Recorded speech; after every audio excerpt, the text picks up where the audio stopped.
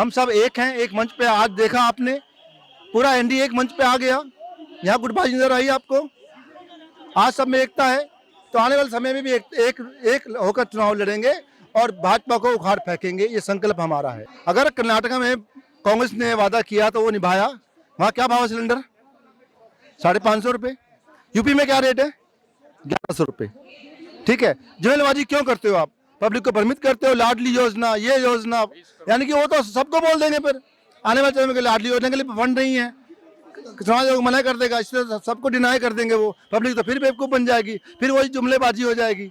अरे अगर वादा करते हो तो उसको निभाओ। कैसे राम को ये लेके आए हैं? आपकी बात बड़ी कर दूं, ये बोलते हैं जो राम को लाए हैं वो, अरे राम को ये लाए हैं, भगवान को लाने वाले हैं। ये कमाल है। भगवान को हम ला सकते, मतलब भगवान को भाजपा लाई है धरती पर, ये आपका मानना है क्या? पेटेंट मिला हुआ है इनको भगवान से। अरे भगवान पूरी सृष्टि के आराध्य हैं, प्रभु है, उन्हें कौन लाने वाला है? उन्हें भाजपा लेके आई है। बताना पड़ेगा लोगों को कि 70 साल तक हिंदुस्तान में भगवान राम नहीं आए थे। भगवान राम अवतरित हुए हैं भाजपा के द्वारा।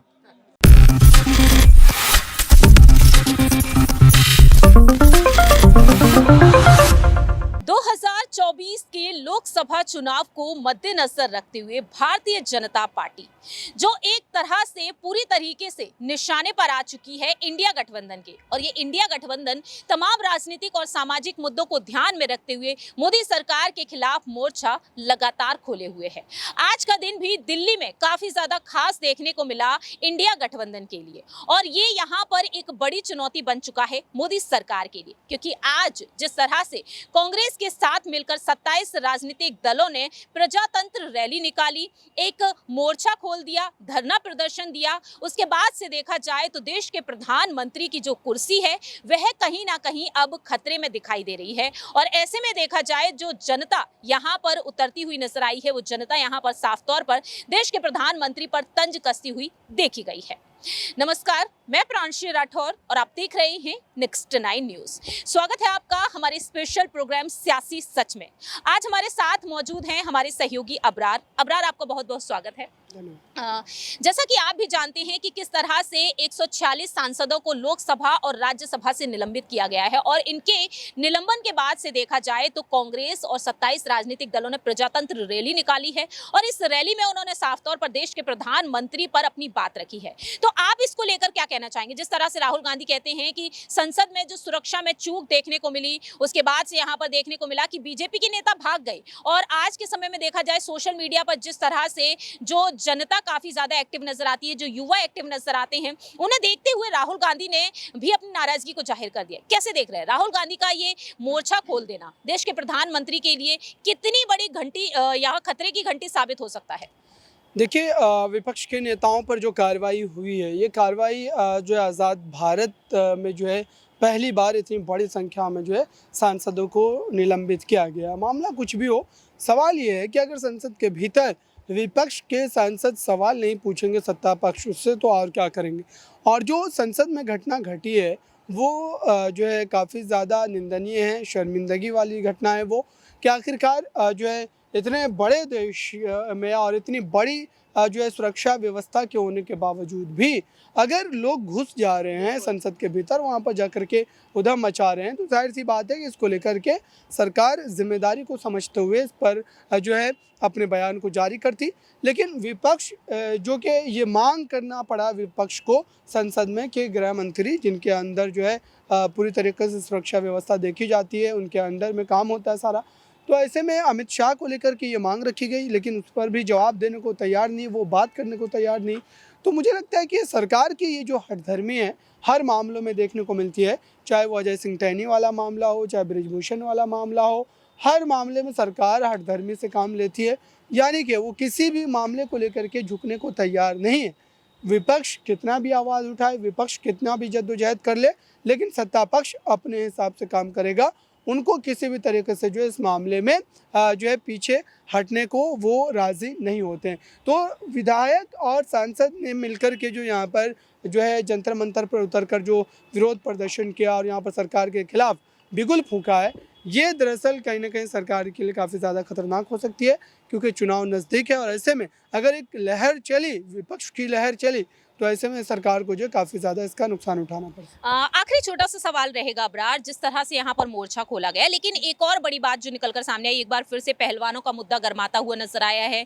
ब्रजभूषण शरण सिंह के करीबी संजय सिंह को अध्यक्ष बना दिया गया है। इसके बाद से साक्षी मलिक जिस तरह से अब कुश्ती को त्यागती हुई नजर आई हैं, और इस मुद्दे के साथ साथ देखा जाए बाकी के और भी मुद्दे हैं, क्या इन बड़ी वजह से अब बीजेपी के लिए वोट बैंक कम होता हुआ नजर आएगा 2024 में?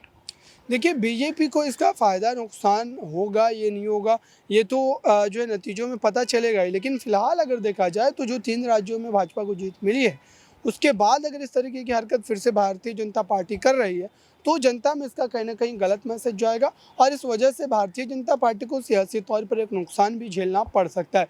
तो मुझे लगता है कि संसद में हमला होना, फिर उसके बाद इस तरीके की घटना, और दूसरा मामला ब्रजभूषण शरण सिंह को लेकर के भी है, इन तमाम मामलों की वजह से कहीं ना कहीं ये मुद्दा जो है यहाँ पर सत्ता पक्ष के लिए काफ़ी ज़्यादा जो है परेशान करने वाला, चुनौती भरा जो है वो आने वाले दिनों में बन सकता है। वाकई में बहुत बहुत शुक्रिया अबरार। जैसा कि यहाँ पर अबरार ने तमाम जानकारियां दी हैं, अब यहाँ पर आने वाले समय में यही देखना होगा कि लोकसभा चुनाव जो काफी नजदीक है, कुछ ही महीने बाकी रह गए हैं, और इन लोकसभा चुनाव में आखिरकार क्या कुछ सियासी परिणाम यहाँ पर आते हैं केंद्र की मोदी सरकार के लिए। क्या एक बार फिर से केंद्र में वापसी करेगी मोदी सरकार या फिर नहीं, ये वक्त के साथ साथ पता चलेगा। फिलहाल आपको एक खास रिपोर्ट दिखाते हैं कि जंतर मंतर पर जब हमारे सहयोगी राकेश मोहन सिंह पहुंचे, तो यहाँ पर कांग्रेस के कार्यकर्ताओं ने इंडिया गठबंधन के जो राजनीतिक दल हैं उनके कार्यकर्ताओं ने क्या कुछ कहा, जिससे कि यहाँ पर देश के प्रधानमंत्री आलोचनाओं का सामना कर रहे हैं। सुनिए जरा। हमारे साथ कुछ और लोग हैं, उनसे भी कुछ सवालों पर उनके जवाब लेने की कोशिश करेंगे। सब गले में आपने कांग्रेस का पटका डाला हुआ है। एक आरोप लगा, आज हम इतना आयोजन देख रहे हैं इंडिया ब्लॉक का सेफ डेमोक्रेसी मंच के तहत, लेकिन एक आरोप लगा जब 5 राज्य के चुनाव चल रहे थे कि नीतीश कुमार से लेकर ममता बनर्जी तक कि कांग्रेस का ध्यान नहीं है इंडिया गठबंधन पे। लेकिन आज मंच पर सभी दलों के नेता मौजूद थे, आपके राष्ट्रीय अध्यक्ष भी मौजूद थे और राहुल गांधी भी मौजूद थे, बाकी दल के भी नेता मौजूद थे। तो कैसे कांग्रेस अगुवाई कर पाएगी इस इंडिया ब्लॉक की? देखिए, ऐसा है, ये जो इंडिया गठबंधन है, इसमें एक से एक हस्ती बैठी है देश को चलाने के लिए। ये बात का मुद्दा है कि प्रधानमंत्री कौन बनेगा, ठीक है। बहुत सी चेहरे हैं इसके पास, ठीक है। मैं कहता हूँ आज के युग में जिस प्रकार प्रधानमंत्री जी कर रहे हैं, लोगों को भ्रमित कर रहे हैं राजनीति के नाम पे, सनातन के नाम पे, अरे ये जो वो दिन दूर नहीं जब कार्टूनिस्ट, आप जैसे पत्रकार जेल के अंदर होंगे। कांग्रेस राज में कितने पत्रकारों को कार्टूनिस्ट को अंदर किएगा, सबको आजादी थी अपनी बात रखने की। लेकिन आज मोदी जी के राज में आप अपनी बात नहीं कर सकते। आप उनके विरोध बोलोगे, आपकी ईडी छोड़ देंगे, आपको अंदर कर देंगे, आपको संसद से बाहर कर देंगे। ये कहाँ की बात हुई? आप आपकी बात सुनने को आप राजी नहीं हो, अपनी बात को रखने देने नहीं रहे। आप जो आपके विरुद्ध बोलेगा उसको आप बाहर कर देंगे, ईडी छोड़ देंगे। ये गलत बात है। आप बात करते हो, सनातन की बात करते हो। प्रभु राम जी हमारे आराध्य रहे हैं, वो भी बिना पत्नी के पूजा पे नहीं बैठते। और आज हमारे मोदी जी राम मंदिर पूजा में मूर्ति स्थापना करेंगे। ये हत्या है लोकतंत्र की भी और सनातन धर्म की भी हत्या है ये। अच्छा, आपने राम मंदिर का जिक्र किया। राम मंदिर जो ट्रस्ट है, उन्होंने सभी नेताओं को निमंत्रण भेजा है। विपक्ष के खड़गे साहब को भी आया है, सोनिया गांधी को भी आया है। जाना चाहिए आपके दोनों ही नेताओं? क्यों नहीं जाना चाहिए? और राम कोई भाजपा की प्रपोती नहीं है, राम हम सबका है, राम हमारी आस्था है। तो मुसलमान नाराज नहीं हो जाएंगे आप लोगों से? कमाल है। मतलब यही मैं आपकी बात करने जा रहा हूँ। मोदी जी के पास मुद्दे नहीं है, उनके पास 3 मुद्दे हैं। सबसे पहला हिंदू मुस्लिम, राम मंदिर मस्जिद और हिंदुस्तान पाकिस्तान। अगर मोदी जी ये 3 मुद्दे छोड़ दें तो धरातल पे आ जाएंगे, राजनीति खत्म हो जाएगी उनकी। हिंदू मुस्लिम कौन करता है? भाजपा करती है। आज तक धर्म के नाम पर ही चुनाव लड़ती आ रही है और लड़ रही है। हम लोगों को हिंदू मुस्लिम करा के आज सबको बेवकूफ बना रही है। कांग्रेस पार्टी हिंदू मुस्लिम नहीं करती, हिंदू मुस्लिम भाजपा कर रही है। सत्ता पाने के लिए धर्म का दुरुपयोग कर रही है। सत्ता के लिए कुछ भी कर सकती है वो। लेकिन जिस तरीके से कैसे असंभव है कि राम किसी एक पार्टी के हो गए? कैसे असंभव है ये? अरे राम तो सबके हैं। बीजेपी का आरोप भी रहा है ना कि कांग्रेस ने ही क्वेश्चन मार्क क्रिएट किया था कि राम के अस्तित्व को लेकर। कमाल है। नहीं, मैं तो वही कह रहा हूँ जो बीजेपी। मतलब अगर कैसे राम का राम को ये लेके आए हैं? आपकी बात बड़ी कर दूं, ये बोलते हैं जो राम को लाए हैं वो, अरे राम को ये लाए हैं, भगवान है वो, तो भगवान भगवान को लाने वाले हैं, ये कमाल है। भगवान को हम ला सकते मतलब भगवान को भाजपा लाई है धरती पर, ये आपका मानना है क्या? पेटेंट मिला हुआ है इनको भगवान से। अरे भगवान पूरी सृष्टि के आराध्य हैं, प्रभु है, उन्हें कौन लाने वाला है? उन्हें भाजपा लेके आई है। बताना पड़ेगा लोगों को कि 70 साल तक हिंदुस्तान में भगवान राम नहीं आए थे, भगवान राम अवतरित हुए हैं भाजपा के द्वारा, यानी कि कमाल है प्रभु। हिंदू मुस्लिम आप करते हो और लाछन लगाते हो कांग्रेस पे, भगवान को आप लेके आए हो क्या? मोदी जी बंद करो हिंदू मुस्लिम पे राजनीति करना, अब लोग जाग गए हैं, मुद्दे नहीं है इनके पास, जुमलेबाजी है।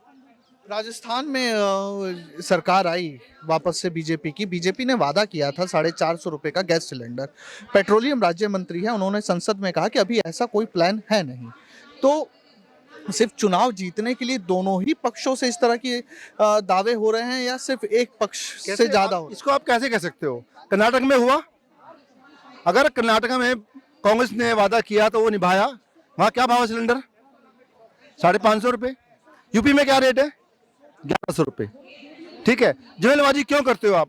पब्लिक को भ्रमित करते हो, लाडली योजना, ये योजना, यानी कि वो तो सबको बोल देंगे, फिर आने वाले समय में लाडली योजना के लिए फंड नहीं है, समाज लोग मना कर देगा, इसलिए सबको डिनाई कर देंगे, वो पब्लिक तो फिर बेवकूफ बन जाएगी, फिर वही जुमलेबाजी हो जाएगी। अरे अगर वादा करते हो तो उसको निभाओ। राजस्थान में क्या था सिलेंडर पहले? 450 किया ना, छत्तीसगढ़ में किया ना।